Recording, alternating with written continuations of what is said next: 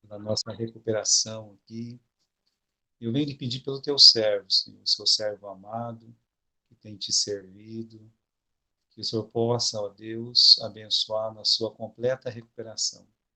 Ajude, ó Deus, que esse tratamento que ele pretende fazer possa surtir o efeito necessário e o mais breve possível, Senhor, ele possa estar juntamente com a sua igreja.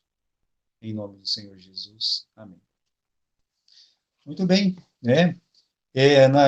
Nossa última aula nós falamos sobre a característica, né, dos batistas, até usamos o padre Humbler, né, para falar da característica dos batistas, e ele não fala como se fosse um elogio, ele fala como se fosse uma ofensa.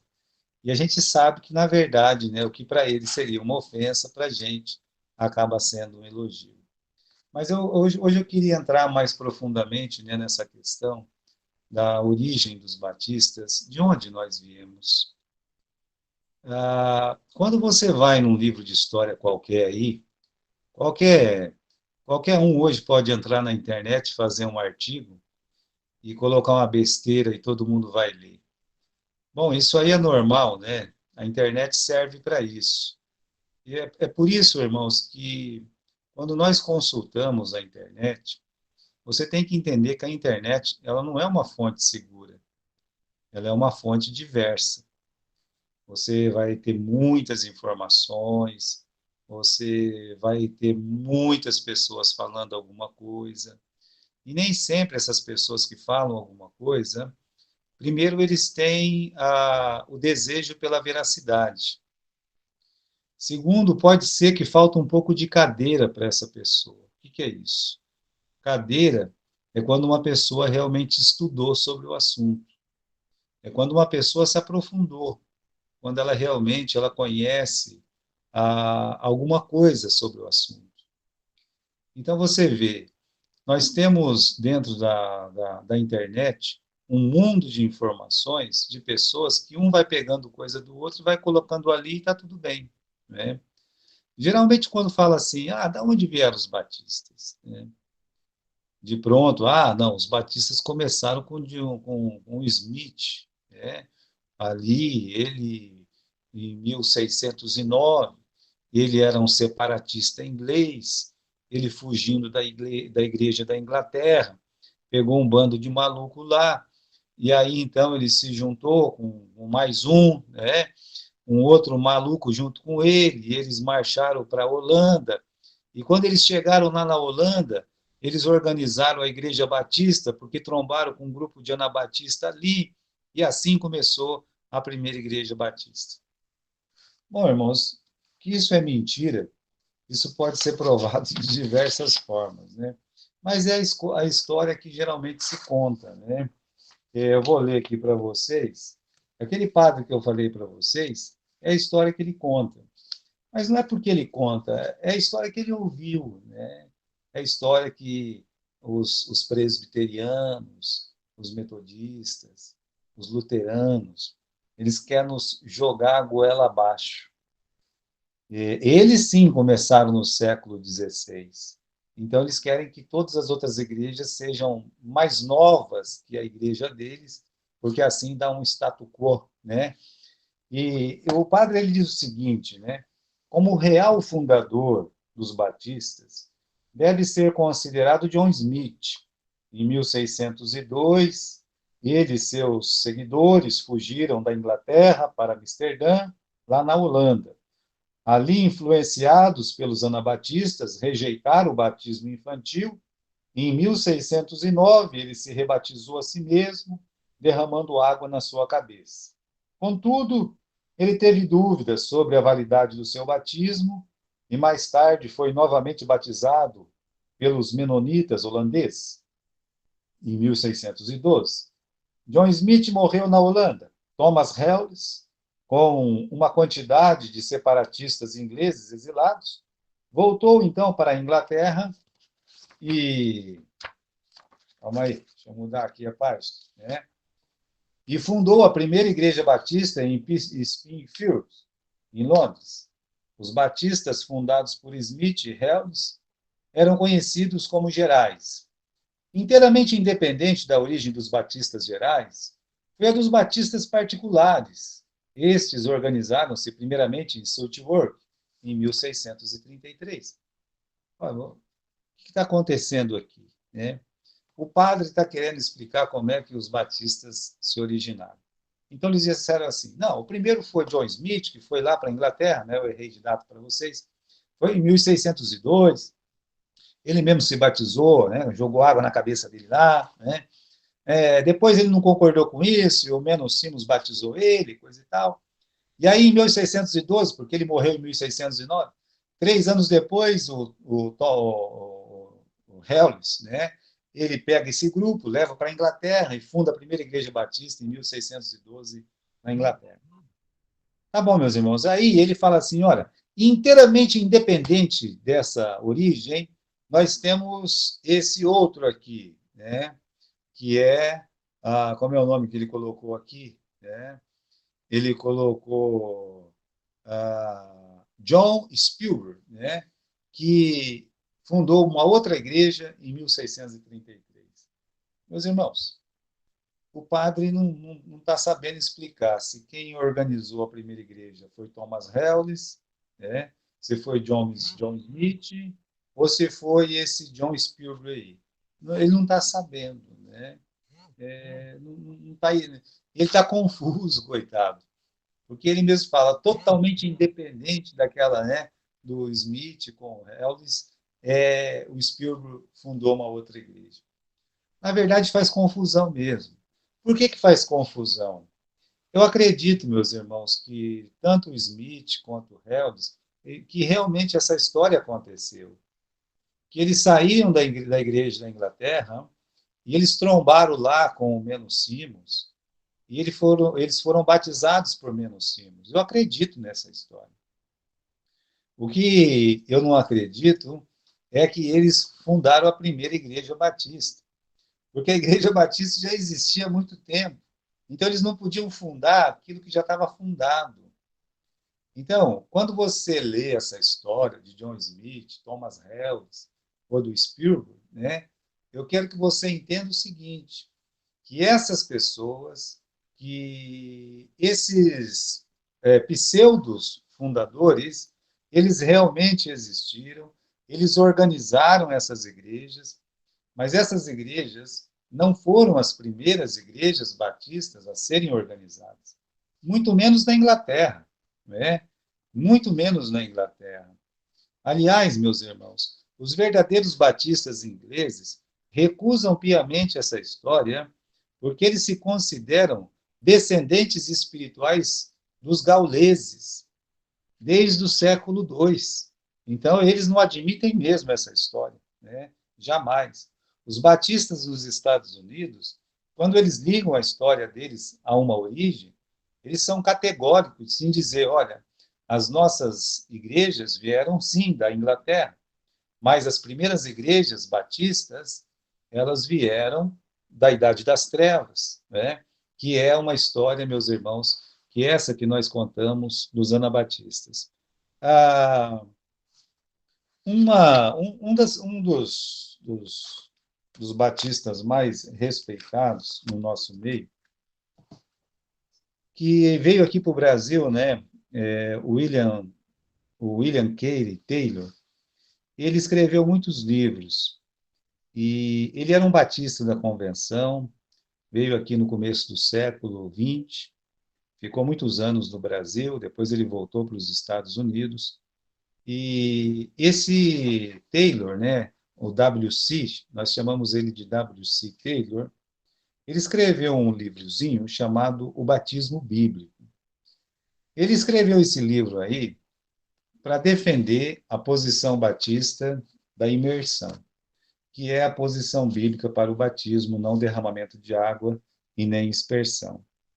E ele foi se defender, né, escreveu para defender a posição batista, mas o presbiteriano que o acusava fez a seguinte menção, né?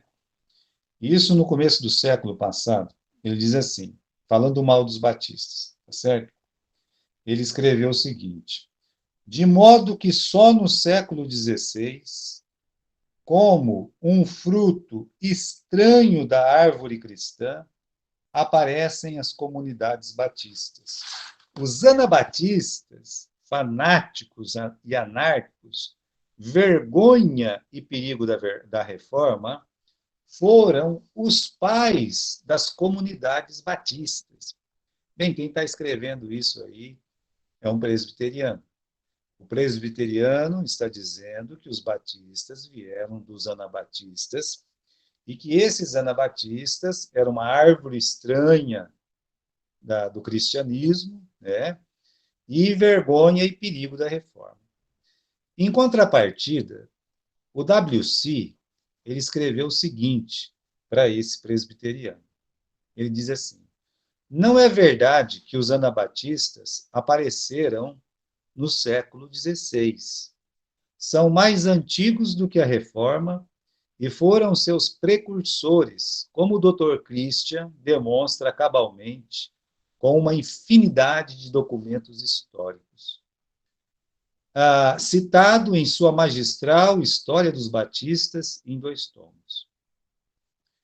Eu digo para você que essa história do Christian já está em português e pode ser, meus irmãos, lido por vocês pela internet. É difícil de encontrar, mas você consegue. O Dr. Ludovic Keller traça uma conexão entre os anabatistas e os esforços medievais da Reforma. O referido Keller chama o anabatismo o verdadeiro movimento da Reforma. O partidarismo sectário não pode esconder o valor do testemunho do grande Moshe, chanceler da Universidade de Göttingen. Este erudito luterano testificou a verdadeira origem daquela seita que adquiriu o nome de Anabatista pela sua administração do novo rito do batismo aos que entravam na sua comunhão, está escondido no fundo da antiguidade. Irmãos, o Moshe, esse que é mencionado aqui, ele viveu no século XVIII, ele foi chanceler da Universidade de Göttingen. E para quem não sabe, a Universidade de Göttingen foi considerada, no começo do século, a maior universidade do mundo. Só para você ter uma ideia. Ela perdeu essa condição de a maior universidade do mundo porque veio a Segunda Guerra Mundial, no tempo do Hitler, né? E praticamente todos os catedráticos dessa universidade ou foram retirados de lá, foram expulsos, ou precisaram servir o Hitler, ou seja, a universidade, junto com a Alemanha, se acabou totalmente. E praticamente tudo que era da Alemanha, dificilmente eles conseguiram sobreviver. Então, essa universidade acabou decaindo muito. Agora, você veja bem, essa universidade, com todos os problemas dela, ela tem 44 prêmios Nobel. 44 prêmios Nobel. Eu lembro os irmãos que a que mais tem Nobel tem 150. E eu digo para você, o Brasil não tem prêmio Nobel. Não tem uma universidade no Brasil que tem um prêmio Nobel. Só para vocês verem a qualidade. Esse camarada, que ele foi chamado de chanceler dessa universidade alemã, nessa época, a Universidade de Göttingen tinha como carro padrão a Faculdade de Teologia. E Moshe, ele é considerado até hoje o maior historiador da igreja, o maior. Então, é ele que escreveu. Esse tem uma cadeira para escrever. Ele disse exatamente essas palavras. A verdadeira origem daquela seita que adquiriu o nome de anabatistas, pela sua administração de novo rito do batismo, aos que entravam em sua comunhão, está escondida no fundo da antiguidade. Nós temos os historiadores oficiais da igreja Reformada da Holanda, e esses reformadores não, esses historiadores da Igreja Reformada, que vocês sabem, as igrejas que surgiram na Reforma foram a luterana, a presbiteriana, a anglicana e a reformada. São 4 igrejas.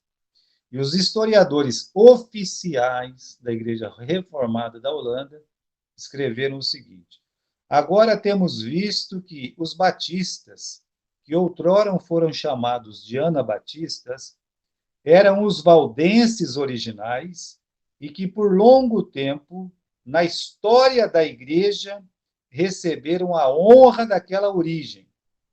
Por isso, os batistas podem ser considerados a única comunidade cristã que tem continuado desde os dias dos apóstolos e como sociedade cristã que tem perseverado na sua pureza e doutrina do evangelho através dos séculos.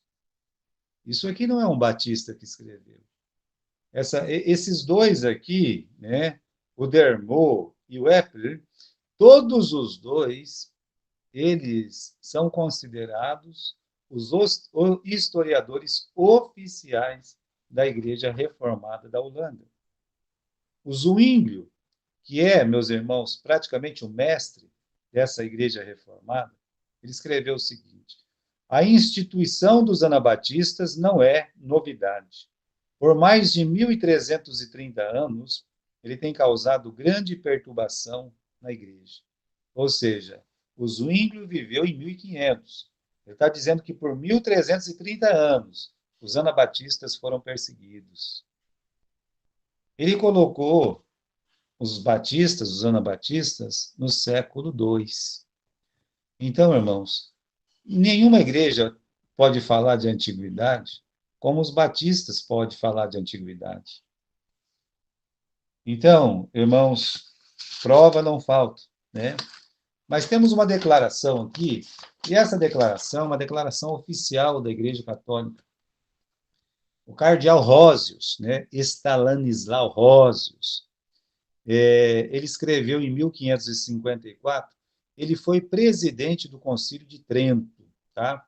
O Concílio de Trento, para quem não sabe, teve a reforma. Né?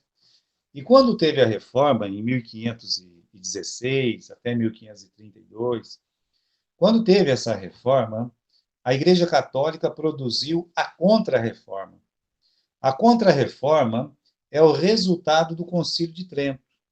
Ou seja, os católicos, eles fizeram o seguinte, eles se reuniram de 1545 a 1563, ou seja, eles se reuniram, todos os cardeais, todos os bispos, juntamente com o Papa, eles se reuniram por 18 anos e produziram a Contra-Reforma. E nessa Contra-Reforma, eles discutiram a origem dos reformadores e eles discutiram a origem dos anabatistas também. E esse que é o presidente da Contra-Reforma por alguns anos, tiveram diversos presidentes, né? Mas ele fez uma declaração em 1554. Naquele momento, ele escreveu o seguinte: não fosse o fato de terem os batistas sido penosamente atormentados e apunhalados durante os 12 últimos séculos, e eles seriam mais numerosos mesmo que todos os que vieram da reforma. Então, meus irmãos, aqui é uma autoridade católica, e esse documento é um documento oficial que está até hoje no Vaticano. E, na íntegra, ele é bem mais comprido, correto? E aí, então, ele está dizendo que não fosse o fato de terem os batistas sido penosamente atormentados e apunhalados durante os 12 últimos séculos. Então, ele escreveu isso em 1554. 1554 menos 12 séculos. Então, faça a conta aí. Vou pedir aqui, então, para o Daniel. Daniel, você consegue fazer a conta, não quero a matemática completa, não, mas 1554 menos 12 séculos, vai dar quanto mais ou menos, Daniel? Você consegue fazer essa matemática? Subtrair Dá 1554 de 354. 354. Parabéns, Daniel. Quando as pessoas me perguntam isso, como eu estou perguntando para você, me faz uma confusão na cabeça e não consigo responder. Parabéns para você. Né?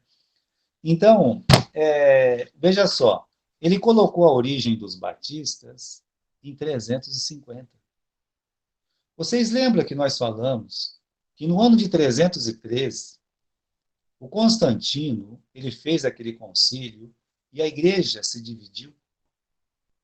Então, ele mesmo está dizendo que os anabatistas é fruto daquela divisão que não aceitaram a Igreja Católica e seus erros. É isso que ele está dizendo. Meus irmãos, você quer descobrir a sua origem? Você tem que ir para a antiguidade, você tem que ir lá dentro da Idade das Trevas, 1.200 anos de perseguição. O cardeal está dizendo que se os batistas não tivessem sido perseguidos tenazmente por 1.200 anos, eles seriam maiores dos que os que vieram da reforma. Quando ele escreveu isso, os batistas realmente, em número, eles eram menores dos que os que vieram na reforma. Hoje não. Hoje tem mais batistas que luteranos, mais batistas que presbiterianos, mesmo essas igrejas sendo as igrejas oficiais de seus países. Sabe por quê? Porque onde tem um batista, tem um missionário. Porque os batistas são missionários. Esse é o motivo. Então, meus irmãos, eu falei para vocês do Moshe, né? Ele diz o seguinte, esse historiador luterano, esse chanceler da Universidade de Göttingen, né? Sei lá como é que fala, eu não sei falar nem inglês nem alemão, né? E aí, meus irmãos, ele escreve lá, na sua seção 3, da parte 2, do capítulo 3, ele diz o seguinte: antes de se levantarem Lutero e Calvino, estavam ocultas em quase todos os países da Europa pessoas que seguiam tenazmente os princípios dos modernos batistas holandeses. Ele está dizendo, olha, antes que Lutero, que Calvino aparecesse, por toda a Europa já havia batista espalhado para tudo que é lado. Vasto número dessa gente em quase todos os países da Europa preferiram perecer miseravelmente por afogamento, fogueira ou decapitação do que renunciar às opiniões que abraçaram. É realmente verdade que muitos anabatistas foram mortos, não por serem maus cidadãos, nem membros malfazejos da sociedade civil, mas apenas por serem hereges incuráveis, condenados pelas antigas leis canônicas. Pois o erro do batismo de adultos era, naquela época, considerado uma ofensa terrível. Eu gosto muito dessa declaração. Eu acho muito importante essa declaração. Seja do cardeal Rosius, seja do Moshe, seja das autoridades oficiais, porque aí você tem uma declaração oficial de uma universidade que foi considerada a maior universidade teológica da Europa até a década de 30. Você tem uma autoridade religiosa católica, um cardeal, o bispo Ross, e você tem a história oficial da Igreja Reformada da Holanda. E todos os três falam a mesma coisa, que a origem dos batistas é que vieram dos anabatistas nesses últimos 1.200 anos antes da Reforma. Então, meus irmãos, não estou dizendo que isso é que dá autoridade para nós. O que nos dá autoridade, eu disse para vocês na aula passada, é a gente ter a mesma doutrina, a mesma ordem, a mesma regra de fé. Isso é que faz a diferença. Mas a história também não pode ser deixada de lado. A nossa história é a continuação da história dos anabatistas da Idade Média. Então, irmãos, temos um outro aqui, né? Esse é um presbiteriano, na Enciclopédia de Edimburgo. Nossos leitores percebem agora que os batistas são a mesma seita dos cristãos que antes foram descritos como anabatistas. Realmente parece ter sido seu princípio dominante desde o tempo de Tertuliano até o presente. Tertuliano. Tertuliano viveu no segundo século. O segundo século começa no ano 100, 101. Vejam só. Isaac Newton. Os batistas são o único corpo de cristãos que nunca tiveram ajuntamento com Roma. Enciclopédia Britânica Barça. Esse nome Batista, é uma forma abreviada da palavra Anabatista. É um nome dado por seus adversários às várias seitas que negavam a validade do batismo das crianças. Esse nosso padre, que nós falamos na semana passada, ele diz o seguinte: a origem deles como denominação separada data dos primórdios do século XVII. Alguns tentaram sustentar a continuidade deles através dos séculos, desde o tempo de São João Batista, que eles declaram ter batizado por imersão. Então, meus irmãos, eu vejo o seguinte, né? Eu vejo que eles querem nos colocar a goela abaixo, que nós viemos de Thomas Hellis, de John Smith, de Spielberg, mas isso não é verdade. E que eles foram batizados por Menos Simos. Isso eu acredito. O Menos Simos, ele não era menonita, ele era batista. É muito importante lembrar disso. Tá? Eu vou dizer uma coisa para vocês aqui que vocês praticamente não vão ouvir em lugar nenhum. Os modernos menonitas, eles não são anabatistas como eram Menos Simo. Sabe por quê? Porque a maioria dos modernos menonitas hoje batizam crianças e batizam por afusão, que é um derramamento de água. O Menos Simos, ele nunca fez isso. Ele saiu, meus irmãos, da Igreja Católica, ele conheceu o movimento anabatista, ele se converteu, se tornou um pastor batista e sempre batizou por imersão. Aliás, é pleonasmo dizer que batismo é por imersão. Batismo é imersão. Então, irmãos, o que a gente tem hoje, né? O Menos Simon, ele foi um autêntico anabatista, ele foi um autêntico batista, né? Que os seus descendentes espirituais não honram os princípios por ele deixado. Agora, eu digo uma coisa, papel aceita tudo, internet aceita tudo, e eles falam que, olha, tem muita coisa que eles falam, o Menos Simos escreveu isso, escreveu aquilo. Você já ouviu falar de Watmani? Watmani? Alguém já ouviu falar de Watmani? Já ouviu falar? Ninguém? Né? Que bom. Quer dizer que você não está perdendo seu tempo. Mais uma vez eu conheço. Oi? Eu já ouvi, pastor. Ô, pastor Adilson, tá aí, né? Já ouvi desse elemento aí. Tá certo.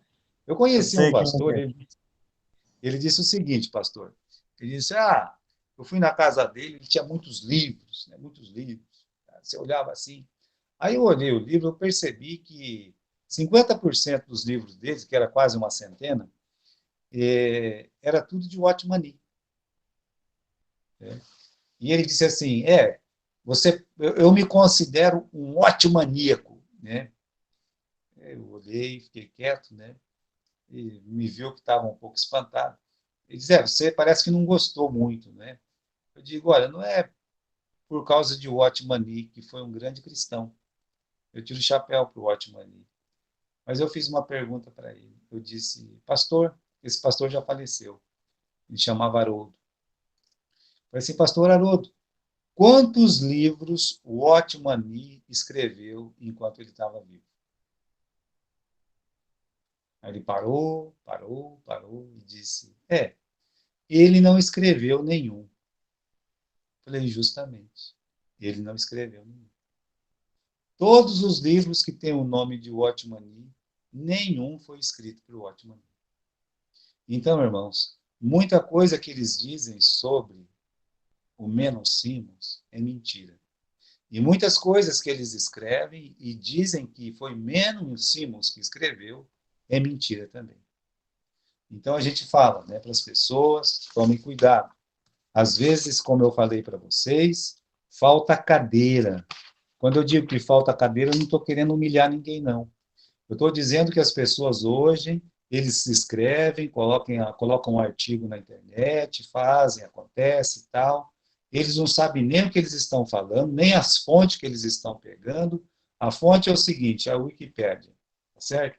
A fonte é a internet. Isso não é bom, irmãos. Você tem que aprender a não fazer isso aí. Tem que aprender a fugir disso aí. Bem, os batistas como origem, os batistas como denominação, a origem deles é essa aí. Agora, e a perseguição? Os batistas foram duramente perseguidos. Eles foram perseguidos na Inglaterra, foram perseguidos na Alemanha, foram perseguidos na Escócia, foram perseguidos na Holanda, foram perseguidos, meus irmãos, no sul da Europa. Eles foram perseguidos o tempo todo. E a gente tem que entender por que, que eles foram perseguidos. É importante você pensar nisso. Onde havia presbiteriano, na Escócia, ninguém perseguia os presbiterianos, só perseguia os anabatistas. Lá na Alemanha, meus irmãos, ninguém perseguia os luteranos, só perseguia os anabatistas. Agora, quem é que perseguia os batistas? Esquece agora esse nome anabatista. Agora nós já estamos no tempo dos batistas. Os batistas foram perseguidos, foram perseguidos. Perseguidos, mortos, né? Afogamento, esticamento, decapitação, fogueira. Era assim, né? Sempre desse jeito. Então, meus irmãos, eles eram perseguidos por causa da fé. Eles não ficavam fazendo arruaça, eles não ficavam com confusão, simplesmente o que levava eles a uma prisão, a um afogamento, ao esticamento, à prisão perpétua, sabe o que que era? É porque eles pregavam o evangelho verdadeiro. E o evangelho verdadeiro ofende as igrejas oficiais em pelo menos duas coisas que a gente vê desde o começo. Primeiro, a separação da igreja com o Estado, a independência. A igreja, ela não tem cabeça. Você pode falar, pastor Adilson? Não, professor, eu estava só lembrando que todos os que saíram da reforma protestante perseguiram e mataram os batistas. Todos. E, por exemplo, hoje eu já vejo muitos batistas querendo participar de conferência dos reformados. E uma contradição. Não é só uma contradição, pastor Adilson. Isso que o senhor está assistindo, eu assisto também, até com uma certa tristeza. Não é só contradição. O senhor sabe o que é isso? Isso é falta de conhecimento.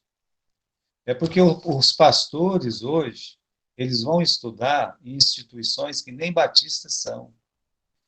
Nossos seminários batistas, o antigo Seminário Batista do Sul, esse W.C. Taylor que eu citei, ele foi um dos maiores mestres do Seminário Batista, tanto do Norte quanto do Sul. Seminário do Norte, que está em Recife, Seminário do Sul, que estava no Rio de Janeiro. No Seminário do Sul, havia uma placa escrita em grego, na porta do seminário, escrito que pregues a palavra. Dado o valor que os nossos seminários davam ao estudo da Bíblia, e a história que nós contamos para vocês é a história que se contava em todos os nossos seminários até a década de 60, 70. A partir de então começou aquele alvoroço. As pessoas hoje, as igrejas batistas aceitam pastores não batistas para tomar conta de seus rebanhos.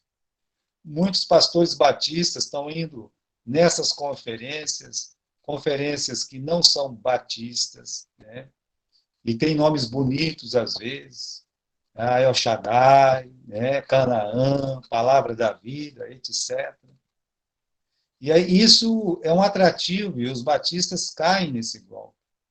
E eles estão perdendo muito como denominação. E se esquece da história. Olha, você quer saber como é? Você quer saber como é um comunista? Tente ser um democrata num país comunista. Você quer saber como é que é uma liberdade religiosa? Você vá para um país onde não tem liberdade religiosa. E os batistas sempre prezaram pela liberdade religiosa.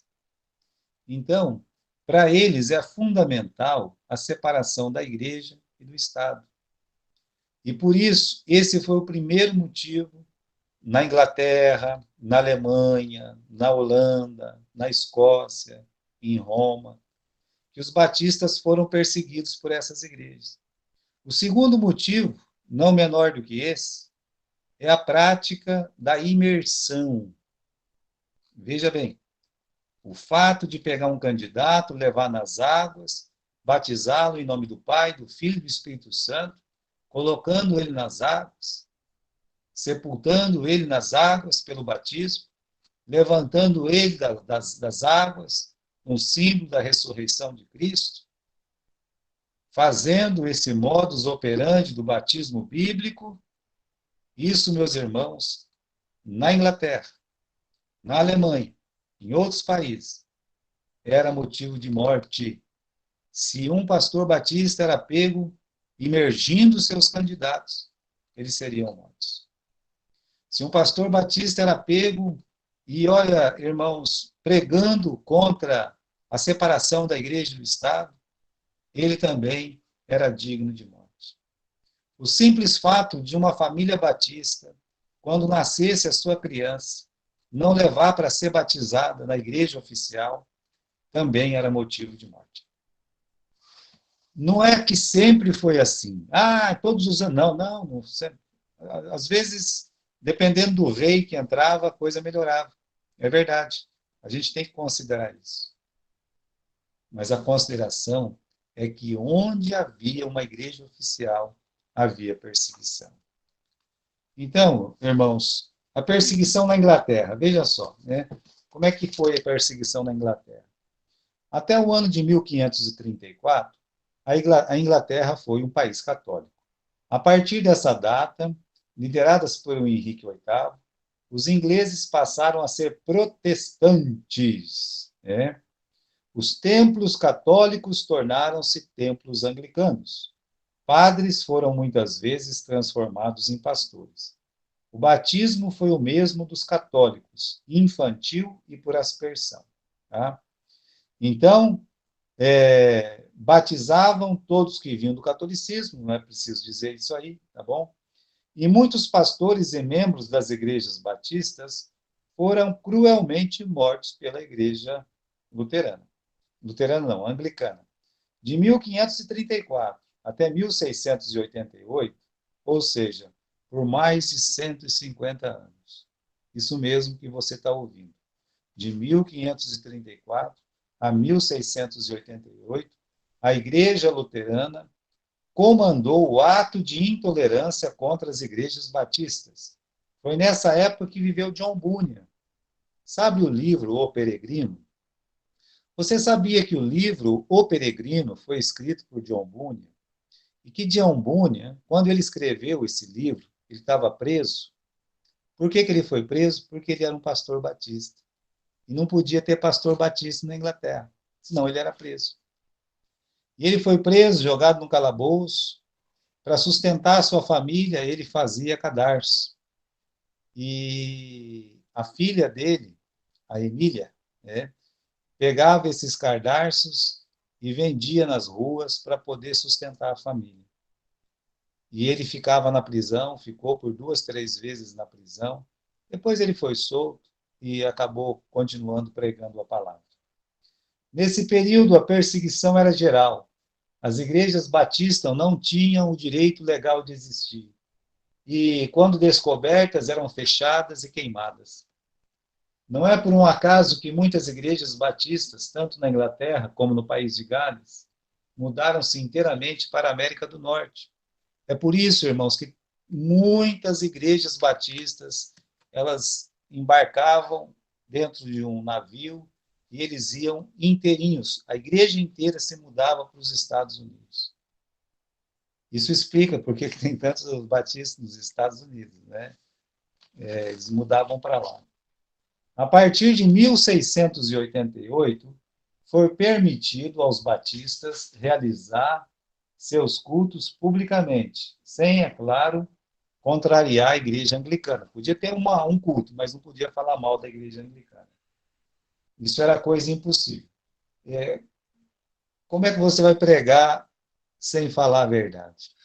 Ou seja, eles iam ser presos do mesmo jeito, né?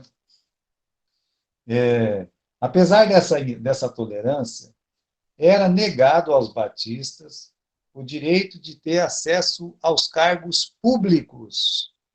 Um batista não podia passar num concurso público, né?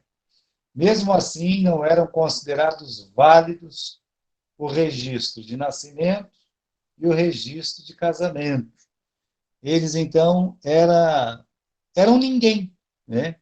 Eles não podiam ter nem registro de nascimento e nem registro de casamento. Isso, meus irmãos, em 1818. Tá? Essa lei só foi revogada em 1836, né? Do casamento em 1844.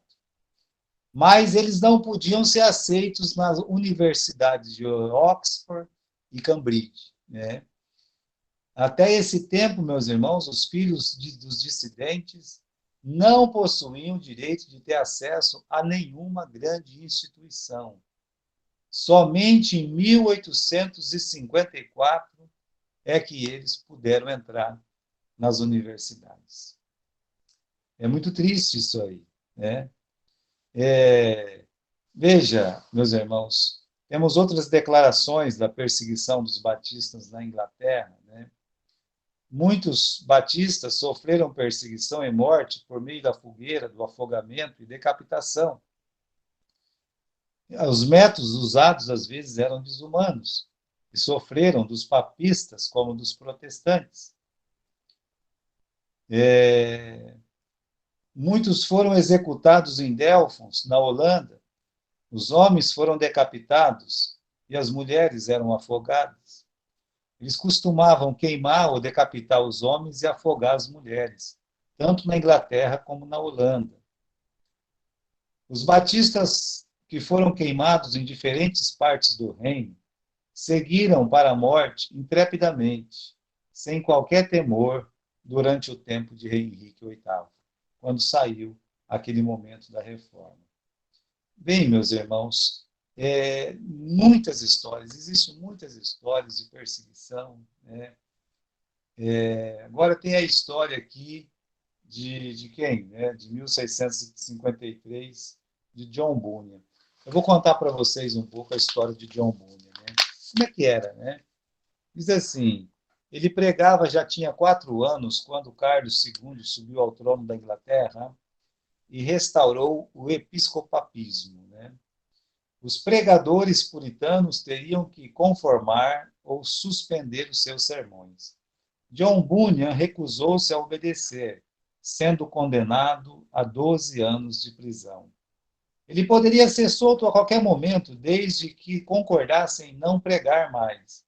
Mas dizia com desassombro que, se soltassem ele pregaria na primeira oportunidade. Não o demoveu nem a fome de sua esposa e de seus 2 filhos, sendo um deles uma menina cega. Ele conseguiu ganhar algum dinheiro na cadeia, fabricando cadarço comprido de fio de linho, de ponta arrematada, as quais eram vendidas por sua filhinha cega. Até na prisão, o Bunyan pregava aos companheiros. Ele tinha consigo 2 livros, o livro dos Mártires de Fox e a Bíblia. Veio então grande inspiração e escreveu O Peregrino. Promulgadas as declarações de indulgências, ele foi posto em liberdade e logo depois de eleito pastor da sua velha igreja. 3 anos depois, a declaração foi renovada, voltando Bunyan para a prisão, por ser um pastor não conformista. Veja, irmãos, ele não foi o único pastor preso. É só uma história entre muitas histórias. E ele, meus irmãos, ele é o autor do Peregrino e da Peregrina. O Peregrino é o livro mais vendido do mundo depois da Bíblia. Inclusive, praticamente todos os anglicanos, presbiterianos, luteranos, metodistas, pentecostais, sardatá, né? Já leram o livro Peregrino e vão continuar lendo o livro Peregrino por muitos e muitos anos. Muito bem. A perseguição aconteceu nos Estados Unidos também, né? Não foi só, meus irmãos, lá na Inglaterra. Quando o primeiro batista apareceu lá na Nova Inglaterra, como era chamado os Estados Unidos, ele foi para Massachusetts, né? E ele acabou sendo expulso de lá, né? Ele chegou lá e ele tinha a prática do batismo por imersão, descobriram isso e exilaram ele. Jogaram ele, meus irmãos, no tempo de inverno, e ele acabou tendo que se refugiar no meio dos índios, num frio medonho, quase morreu de frio, né? E ele se tornou amigo dos índios. Olha que coisa curiosa. Uma vez os índios iam atacar esse forte, né? Essa colônia, e através do Smith, né? Não do Roger Williams, eles acabaram, meus irmãos, não atacando. Eles ouviram o Roger Williams e decidiram não atacar, não queimar aquela colônia. Ele tratou com amor aquelas pessoas que o expulsaram de lá. E aí ele foi e encontrou uma ilha que não tinha dono. Como assim uma ilha que não tinha dono? Porque tinha as colônias, né? Tinha as 13 colônias, né? Não tinha 13 ainda, mas tinha as colônias inglesas, e ele não podia viver em colônia nenhuma, porque em cada colônia que ele chegava já tinha um dono, e cada dono ou era católico ou era protestante, e ele sendo um batista, ele não podia. Então, ele vai viver aonde, né? É por isso que eles encontraram essa ilha chamada de Rhode Island. E a capital de Rhode Island até hoje é Providence. Olha o nome da cidade, Providence. Ele chegou nessa cidade e ele colocou o nome de Providência, porque Deus preparou para ele esse lugar, essa cidade. E ali, meus irmãos, ele organizou a primeira igreja batista na Nova Inglaterra, que é os Estados Unidos. Um ano depois, John Clark, esse era um pastor batista, ele chegou também nessa ilha de Providence e ele fundou a cidade de Newport. E ali ele fundou a segunda igreja batista nos Estados Unidos, que é a Igreja Batista de Newport. Uma igreja não tem nada a ver com a origem da outra. Para vocês verem, os batistas vão chegando, eles vão organizando as igrejas deles, né? Como sempre acontece. E aí a pessoa fala, mas o Roger Williams, diz que ele batizou a si mesmo, etc. e tal. Olha, não tem nada, meus irmãos, que oficialmente diga que isso é verdade. E uma outra coisa é que nenhuma igreja nos Estados Unidos nasceu da igreja de Roger Williams. Já a igreja de Clark é diferente. Ele já era pastor na Inglaterra. E algumas igrejas nasceram da igreja de Clark. E ele tem origem nas origens das igrejas batistas da Inglaterra. Né? Então, quando eles falam assim, a origem dos batistas, lá nos Estados Unidos, com Roger Williams, etc., não tem problema nenhum se essa igreja começou e morreu, e ela nunca organizou igreja nenhuma nos Estados Unidos. Foi só a organização de uma igreja e acabou. E acontece isso muitas vezes. Olha o pastor Steve, por exemplo, lá em Ourinhos. A primeira igreja batista que ele organizou, quando ele chegou aqui na região, não foi a igreja de Santa Cruz do Rio Pardo. Foi uma igreja lá no Rio das Cubas. Ele chegou lá, meus irmãos, e essa igreja não existe mais, a igreja do Rio das Cubas. Né? Mas, no lugar dela, nasceu a Igreja Batista de Santa Cruz do Rio Pardo, a Igreja Independente de Santa Cruz do Rio Pardo. Então, muitas igrejas, elas nascem e elas acabam, elas terminam. Algumas terminam com filhos, outras sem filhos. É como uma pessoa, ela nasce, ela morre. E às vezes ela morre tendo filho, outras pessoas morrem não tendo filho. Então, irmãos, não quer dizer que não nasceu, que não viveu. Não quer dizer que é gente, que não é gente, correto? Agora, a continuidade da família batista nos Estados Unidos passa pela igreja de Newport e não pela igreja que estava organizada em Providência. São muitas histórias, né? Muitas histórias mesmo, histórias bonitas dos batistas nos Estados Unidos, de perseguição e tudo mais. E eu quero terminar por aqui a nossa história hoje dos batistas, a origem deles como denominação, como nós vimos, está escondida na idade das trevas, tá bom? Alguém tem alguma pergunta sobre a nossa aula de hoje? Eu tenho só uma colocação aqui, professor. Ou pode falar, pastor. Hoje nós estamos caminhando para o mesmo rumo dos nossos primitivos irmãos, porque, por exemplo, o pastor Batista, que quiser continuar pregando a palavra de Deus contra a ideologia de gênero, união homoafetiva, não demora, estão metendo a gente na cadeia. Mas, pastor, isso vai ser a divisor de águas. Eu acredito nisso. O que o senhor está falando é verdade.